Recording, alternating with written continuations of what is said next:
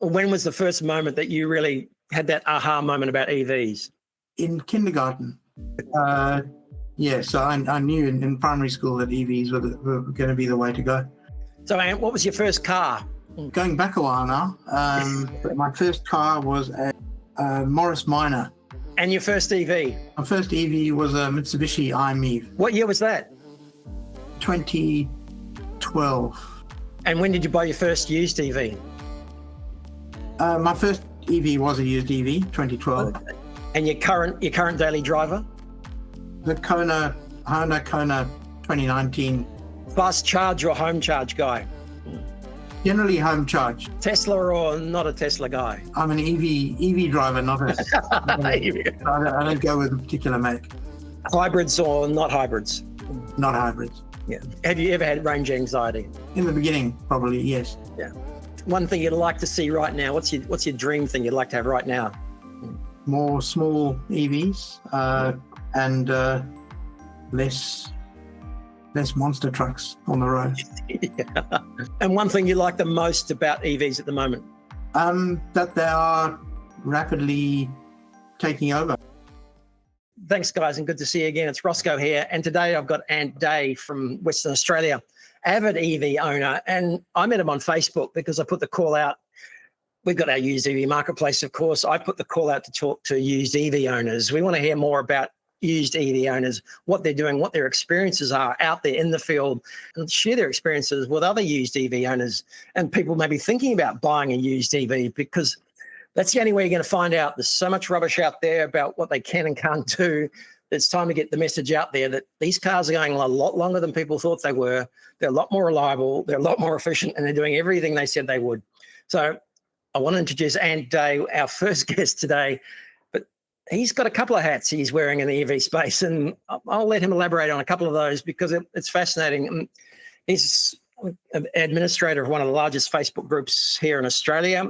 He's also chair of the Australian EV Association, AEVA. He's chair of the WA branch. If anyone's interested in joining AEVA, wants to know more about that, look at the link below because it's a fantastic organisation. You can join, lots of camaraderie amongst EV builders and also EV owners. And also, I think, a proud Springbok supporter. Is that right, Ant? Good to see you. Certainly a Springbok supporter. What pointed you in the direction of a used EV?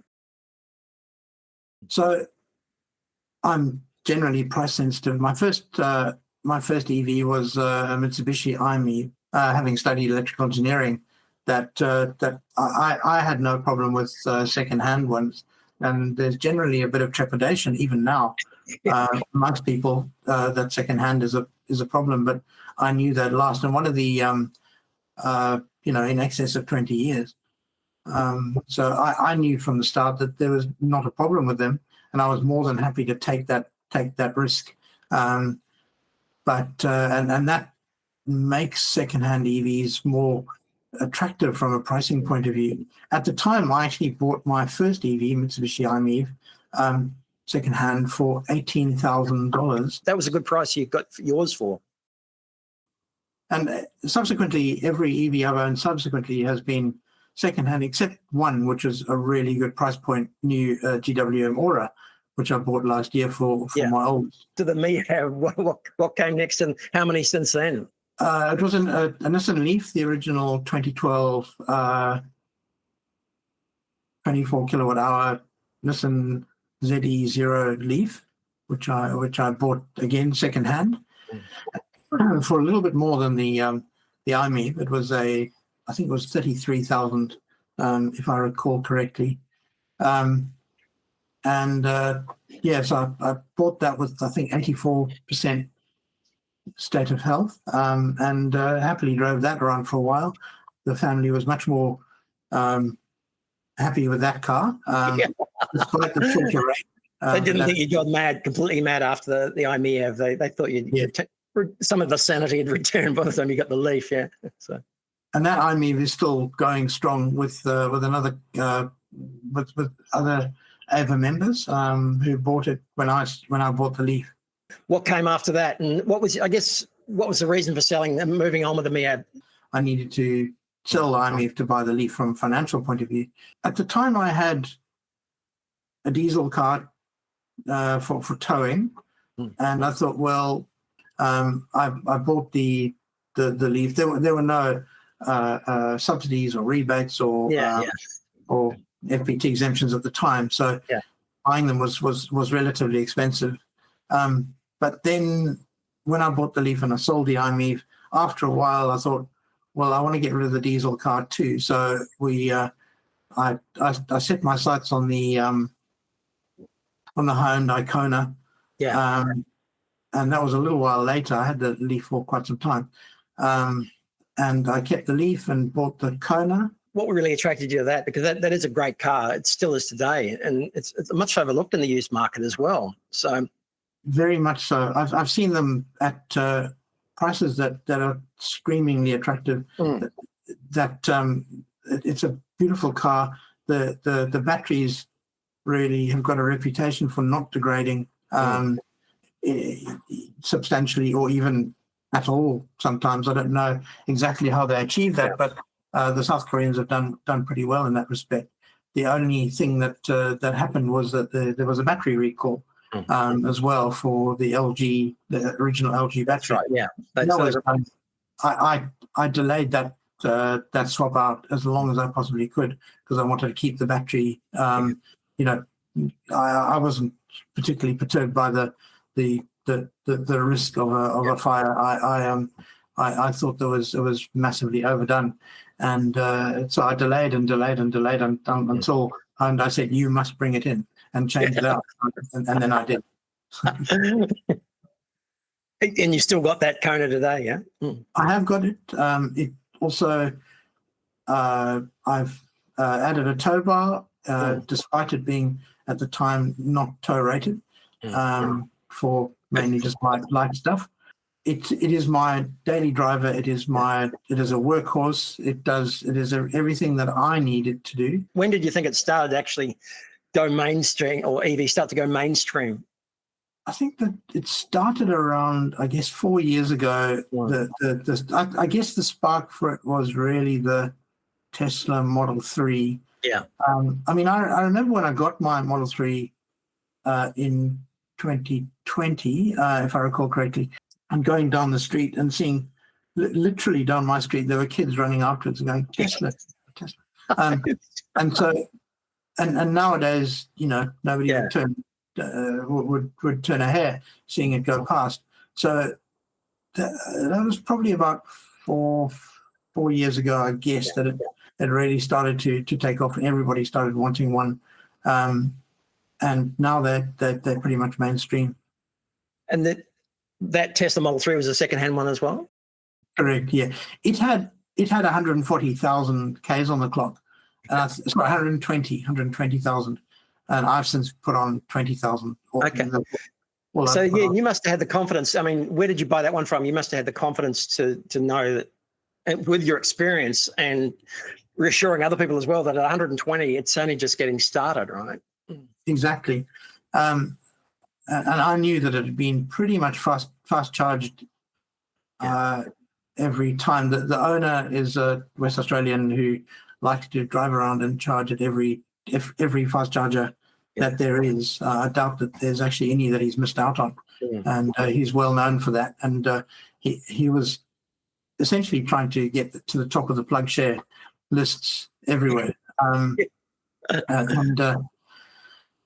Yes, I bought it from him. He went on to buy another, again, white Model 3 Tesla. It also had FSD on it when I bought it, and I got it for a pretty good price, far less than he'd bought it for. And the reason that EVs do that, as an aside, really is because newer technology comes along, it gets cheaper, and secondhand ones have to follow on. There's no excuse for anybody in that range to not look at some of these cars as being affordable and attractive propositions, which leads me to my next question is what sort of things did you see going or that needed any maintenance, comparing maybe the Kona with the Tesla, for anyone out there looking to buy them? Neither of them has needed maintenance per se, apart from the usual tires. Obviously, brakes don't need changing. I did have to replace a cover that got puddled. So driving through a puddle, one of the covers got cracked somehow, possibly a branch that was underneath in the puddle. But aside from that, and that was with the Tesla, the Kona has needed zero maintenance. Having said that, there are several cars, and particularly the Leafs, that you have to. There's certain red flags, in particular with battery degradation on the original non-thermally managed Leaf, Nissan Leaf. There's a lot of rumor out there about EV tires wearing out faster, but I can't see that in my experience. Personally, I think that one of the reasons for that is the temptation to lead foot in an EV. I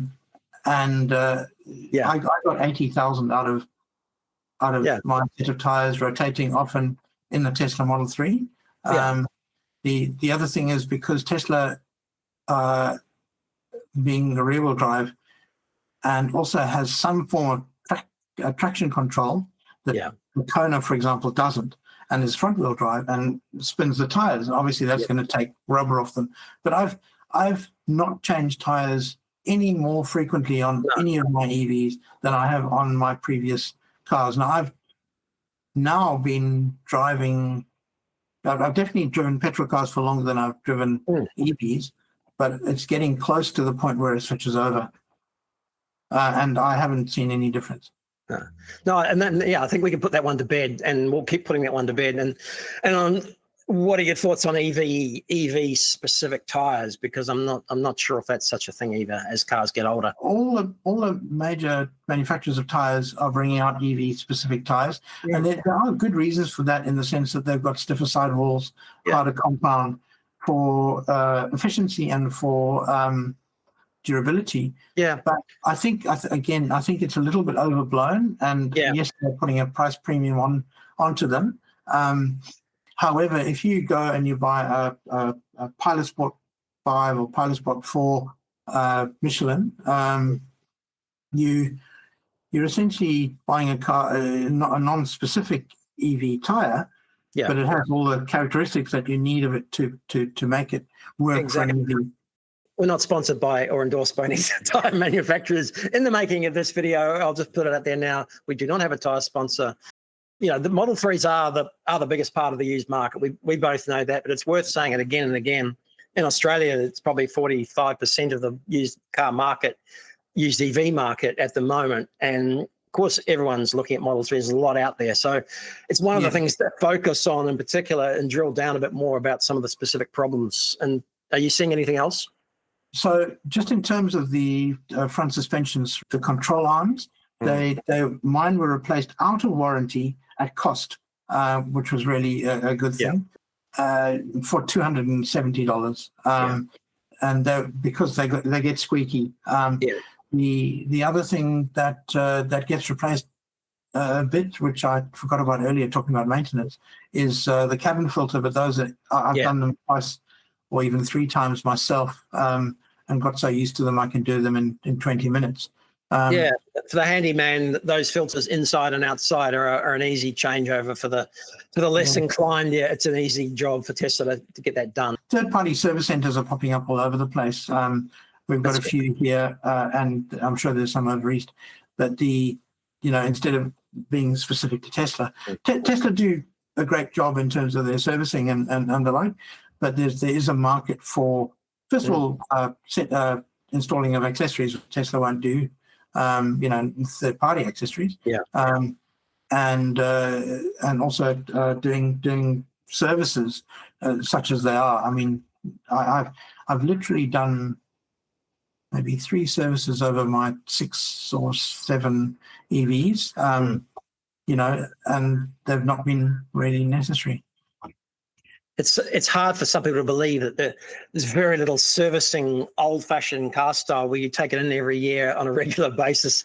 There are more for other models and other brands, and that's recommended for sure by the manufacturer and needs to be adhered to. But people are often surprised how little scheduled servicing there is for Teslas. And I'm not trying to do as little as possible as I can to mine. I've done 90,000, but I am not doing any more than I need to do. That's for sure. Just in principle. And one of the things I love about EVs and used EVs, people have maintained them. First owners like yourself have maintained, or first owners and second owners have maintained them and have been fastidious as early adopters, and they've looked after their babies. And that's why I think another reason why we're finding some cars in fantastic condition as well. You know, as you said, apart from people going hard on the accelerator from time to time. Very important point you make about looking after them. You know, keeping them undercover. I think a car that's been kept in the garage, and this is true of all cars, I guess, but a car that's been cleaned regularly, kept undercover, will obviously go for quite a bit more because, or not necessarily more, but it might get sold quicker. And we don't want to be disparaging about any other ways to buy or sell cars. The point we make about private buyers and private sellers is that you're going to meet the person. In this case, probably for the first couple of years at least, these sorts of cars that are coming onto the market now from private sellers. And that's where AmazingEV are really trying to focus is on private buyers and private sellers, because we really believe that they've been fastidious as owners. They've really looked after this. They've taken a risk. They probably paid a premium as early adopters. And it's really shown in the way they looked after their car. And the second or third owner is really benefiting from that now on the used car market now. And so not to say a lot of cars aren't going through auctions, which are presenting great value.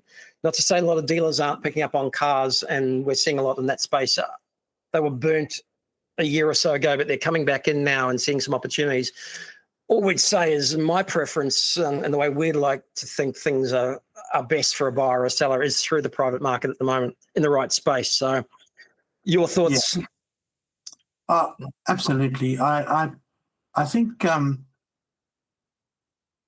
I get a lot of people asking me about EVs and used EVs, and I guess there's a bit of a sweet spot, and there's certain markets that'll do better than others, and the reason for that is the government incentives on new cars make newer cars more attractive to some, but then the market takes care of that in terms of the prices on secondhand cars, and a lot of people are looking at that $20 to $35 market, $1,000 market is really hot right now.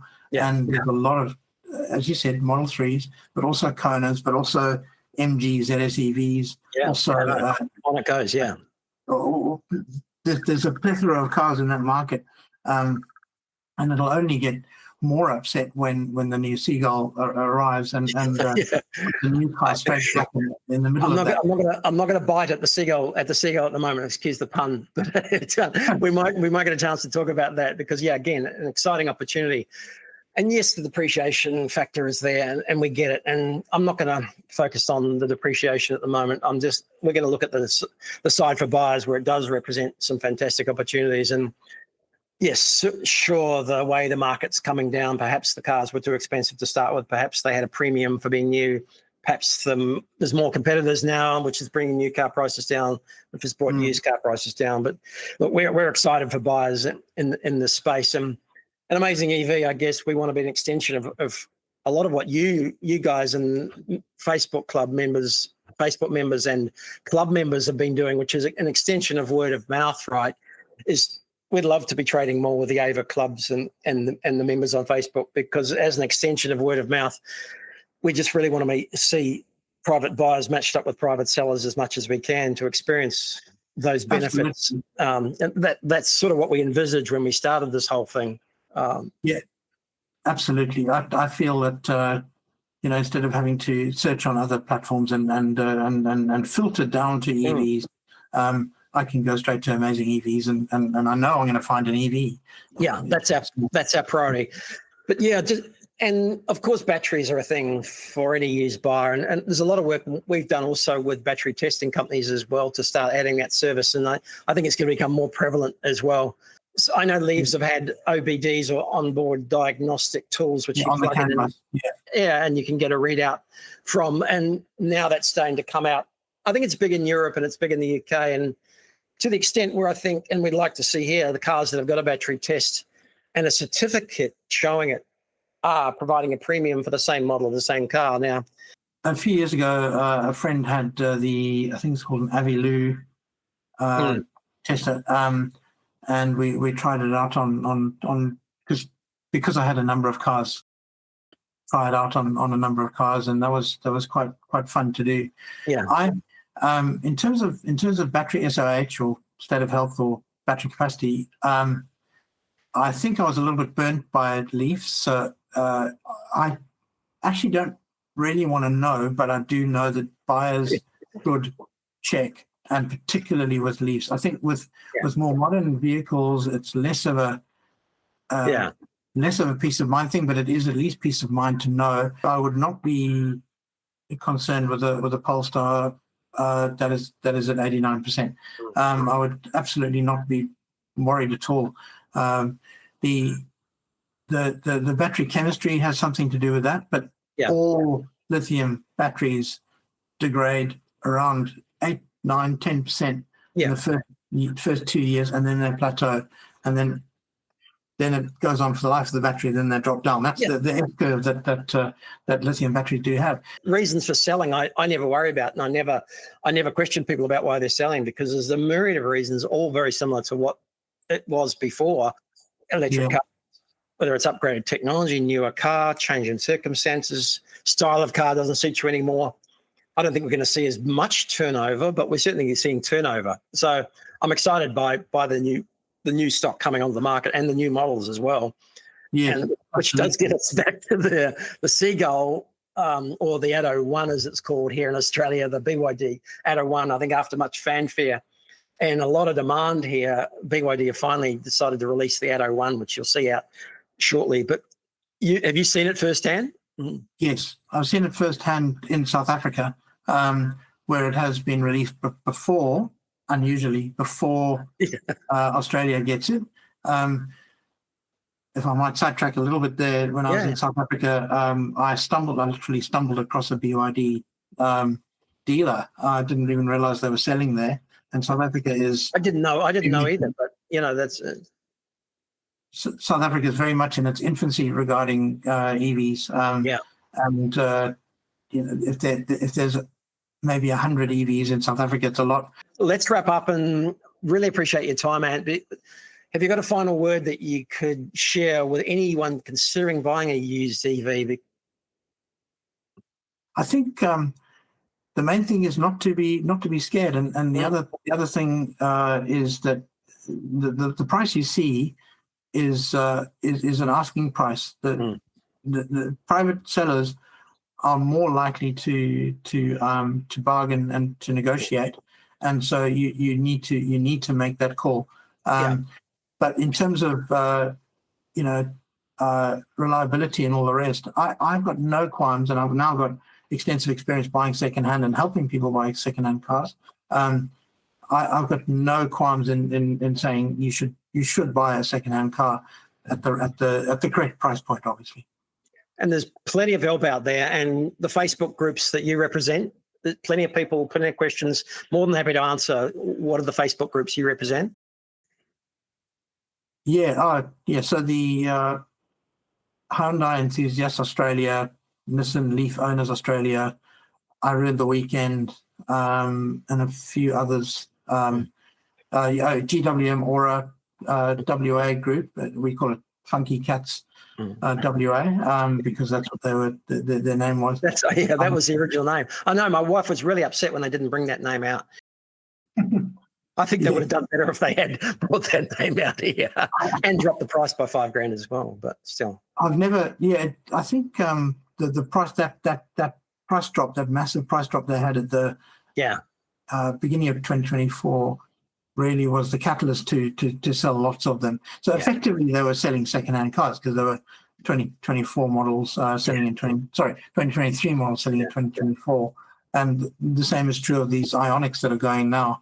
2023 models selling in 2025 are essentially not demonstrators, but they're essentially secondhand cars being sold as new, and those are some really sharp deals, going at the moment. Mm. But yeah, scour the secondhand sites. I can't say anything more, but there's Tesla owners clubs right around Australia. If anyone wants to join those, lots of information, lots of camaraderie amongst Tesla owners, and also the Australian EV Association, which we're both members of in every state. So if you want more information, but thanks, Ant, really appreciate your time, and thanks for those insights, because there are going to be plenty more. This is just the start of the used EV market in Australia, and we are really excited to be part of it. Thanks again. Thanks, Rosco.